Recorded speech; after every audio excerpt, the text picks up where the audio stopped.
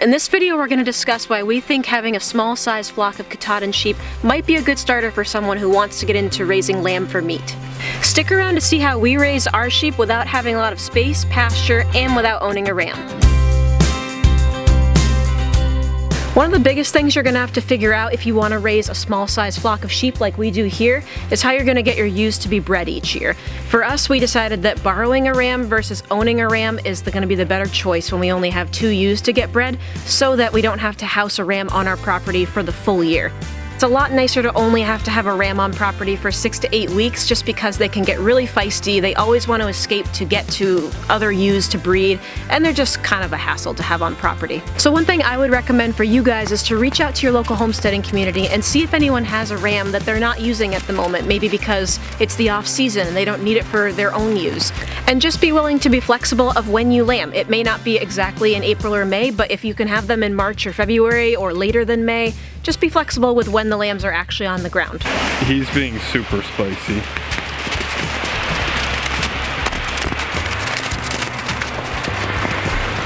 If you don't have to have a ram on property. This is why we like only having him for 2 months and not a full year.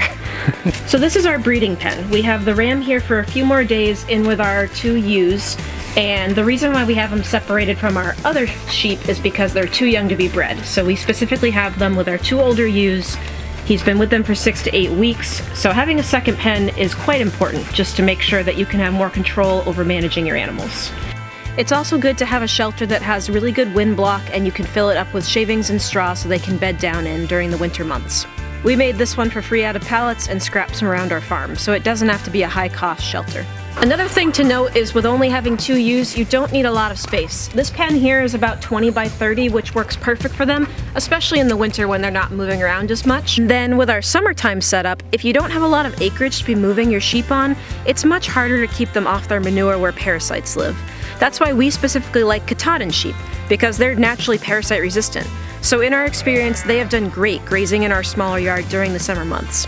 So we specifically picked Katahdins for our sheep breed because of how parasite resistant they are in the summer. Also, they don't have to be sheared because they're not wool sheep, they're hair sheep.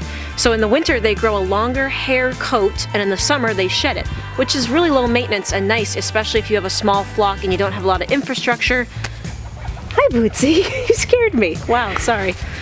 And they do really well in these cold New Hampshire temps. They'll be fine down to sub-zero as long as you provide them with enough hay to have extra calories, and they have a shelter that's completely wind resistant. So a big reason that we really like having a small-sized sheep operation like this is because they're herbivores, so they can survive 100% of the time on grass and hay, no grain required. That's pretty much as natural and organic as you can get for raising your own meat, as long as you have the pasture or you can source good quality, pesticide-free hay to feed them year-round.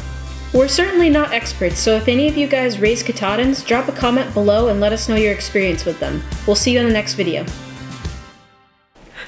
Looks like they're part of a band. And the guy in the back's the bass guitarist. Oh, wow.